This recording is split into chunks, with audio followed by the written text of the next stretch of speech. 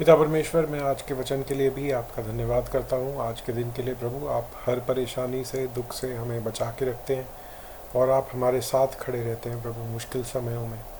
और आपका वचन हमें कंफर्ट करता है। पिता परमेश्वर, इसके लिए मैं धन्यवाद करता हूँ that you are an ever present help in time of trouble Lord. परेशानी के समय में आप हमेशा हमारे साथ हैं प्रभु। आज फिर जब हम वचन खोलते हैं तो मैं आपकी अगुवाई को मांगता हूँ प्रभु यीशु मसीह के नाम से, आमीन। दोस्तों, अभी तक हमने जो रोमियो की पत्री में देखा, ज़्यादातर हमने देखा कि पौलुस यहूदियों को बोल रहा है, उनको थोड़ा दीन करने की कोशिश कर रहा है, उनको ये समझा रहा है कि क्योंकि तुम्हें व्यवस्था मिली तो उसका मतलब ये नहीं है कि तुम औरों से बेहतर हो। आज के दिन प्रभु के सामने उद्धार जो है वो विश्वास के द्वारा है, और केवल इस बात से नहीं कि तुम कहाँ पे पैदा हुए, इज़राइल के गोत्र के हो या व्यवस्था और नबी और भविष्यवक्ता तुम्हें मिले, उससे कोई फ़र्क नहीं पड़ता। तो पौलुस ने ज़्यादातर इज़राइलियों को थोड़ा दीन करने की कोशिश करी। इस अध्याय में हम देखेंगे कि पौलुस जो अन्य जातियां हैं उन्हें भी दीन करने की कोशिश करता है और उन्हें ये बोलता है कि तुम्हें घमंड करने की ज़रूरत नहीं है। तो आइए हम इसमें पढ़ते हैं पौल क्या कहता है। पौलुस इस तरह से कहता है, इसलिए मैं कहता हूँ, क्या परमेश्वर ने अपनी प्रजा को त्याग दिया? कदापि नहीं। अपनी प्रजा मतलब इज़राइल के लोग। मैं भी तो इज़राइली हूँ, इब्राहिम के वंश और बेंजामिन के गोत्र में से हूँ। परमेश्वर ने अपनी उस प्रजा को नहीं त्यागा जिसे उसने पहले ही से जाना। क्या तुम नहीं जानते कि पवित्र शास्त्र एलिया की कथा में क्या कहता है कि वह इज़राइल के विरोध में परमेश्वर से विनती करता है, हे प्रभु, उन्होंने तेरे भविष्यवक्ताओं को मार डाला और तेरी वेदियों को ढा दिया है, और मैं ही अकेला बच रहा हूँ और वे मेरे प्राण के भी खोजी हैं। परंतु परमेश्वर ने उसे क्या उत्तर दिया? परमेश्वर से उसे क्या उत्तर मिला? मैंने अपने लिए 7,000 पुरुषों को रख छोड़ा है जिन्होंने बाल के आगे घुटने नहीं टेके, बाल देवता के आगे। इसी रीति से इस समय भी अनुग्रह से चुने हुए कुछ लोग बाकी हैं। यहूदियों में से भी अनुग्रह से चुने हुए कुछ लोग बाकी हैं। यदि यह अनुग्रह से हुआ तो फिर कर्मों से नहीं, नहीं तो अनुग्रह फिर अनुग्रह नहीं रहा। फिर परिणाम क्या हुआ? यह कि इज़राइली जिसकी खोज में है वह उनको नहीं मिला, परंतु चुने हुओं को मिला, और शेष लोग कठोर किए गए हैं। जैसा लिखा है, परमेश्वर ने उन्हें आज के दिन तक मंदता की आत्मा दे रखी है, और ऐसी आंखें दी जो न देखें और ऐसे कान जो न सुने। मतलब जिन लोगों ने प्रभु यीशु मसीह को परमेश्वर के रूप में नहीं जाना, इज़राइल के उन लोगों की बात हो रही है। और दाऊद कहता है, उनका भोजन उनके लिए जाल और फंदा और ठोकर और दंड का कारण हो जाए। उनकी आँखों पर अंधेरा छा जाए ताकि न देखें, और तू सदा उनकी पीठ को झुकाए रख। फिर पौलुस कहता है, तो मैं कहता हूँ, क्या उन्होंने इसलिए ठोकर खाई कि गिर पड़े? कदापि नहीं, परंतु उनके गिरने के कारण अन्य जातियों को उद्धार मिला कि उन्हें जलन हो।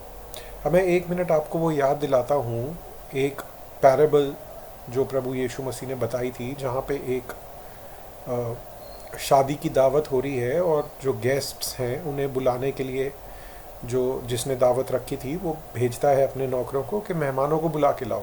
तो वो मेहमान आने से मना कर देते हैं। तब वो बोलता है कि रास्ते में जो कोई दिखे उसे बुला लो। वो जो पैराबल है, वो जो दृष्टांत है, वो यहूदियों और गैर यहूदियों के लिए ही नहीं है। और यहाँ पे जो बात पौलुस कर रहा है वो उसी की बात कर रहा है, क्योंकि यहूदियों ने विश्वास में आने से मना कर दिया, इसलिए सुसमाचार गैर यहूदियों तक पहुँचा।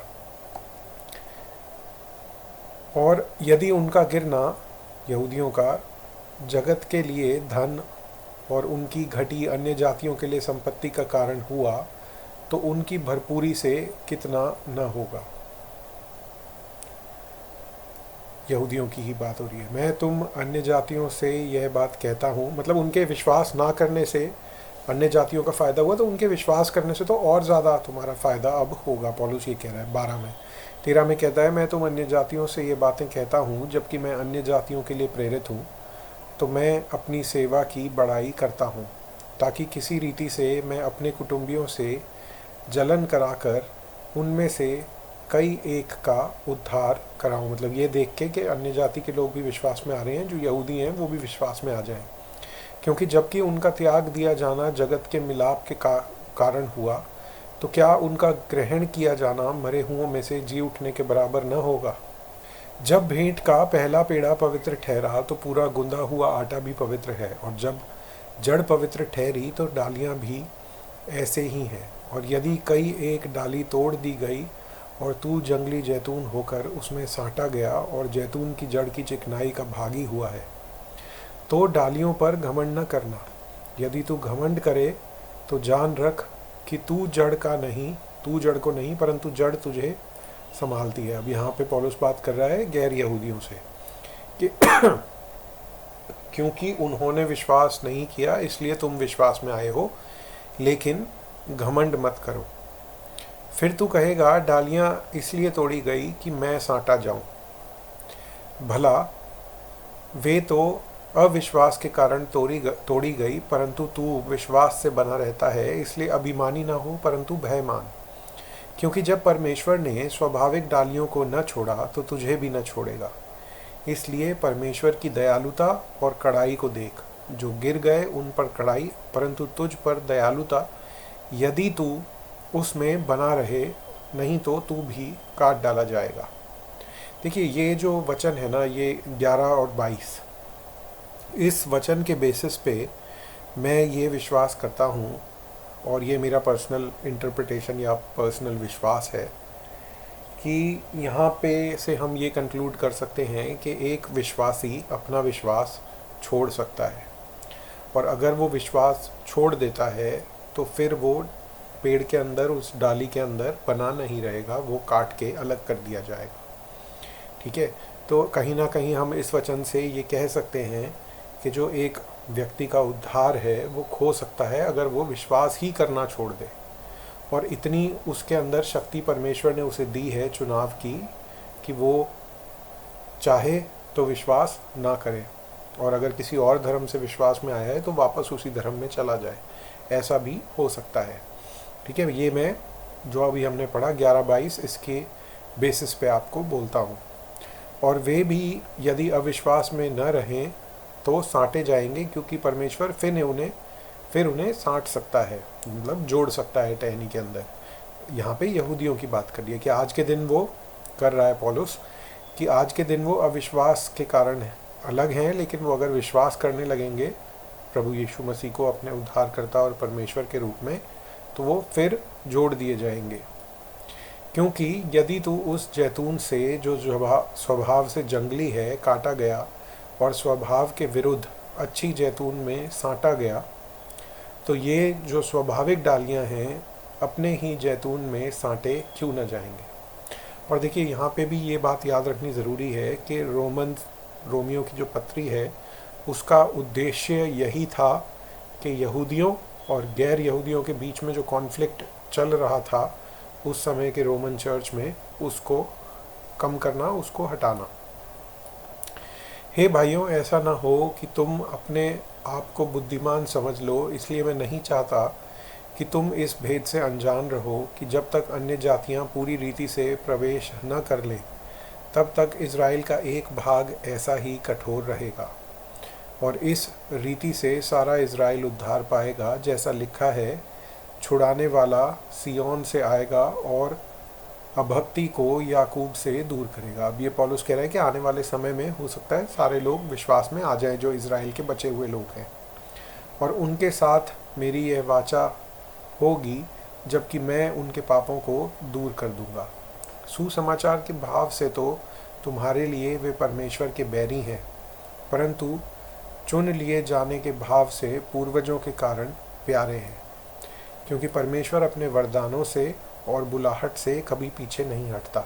तो एक बार जब परमेश्वर ने यहूदियों को वरदान दे दिए और उन्हें बुलाया है तो परमेश्वर पीछे नहीं हटते। आज के दिन वो विश्वास नहीं कर रहे, लेकिन हो सकता है कि आने वाले दिन में वो विश्वास करने लगें, क्योंकि जैसे तुमने पहले परमेश्वर की आज्ञा न मानी परंतु अभी उनके आज्ञा न मानने से तुम पर दया हुई है, वैसे ही उन्होंने भी अब आज्ञा न मानी कि तुम पर दया होती है।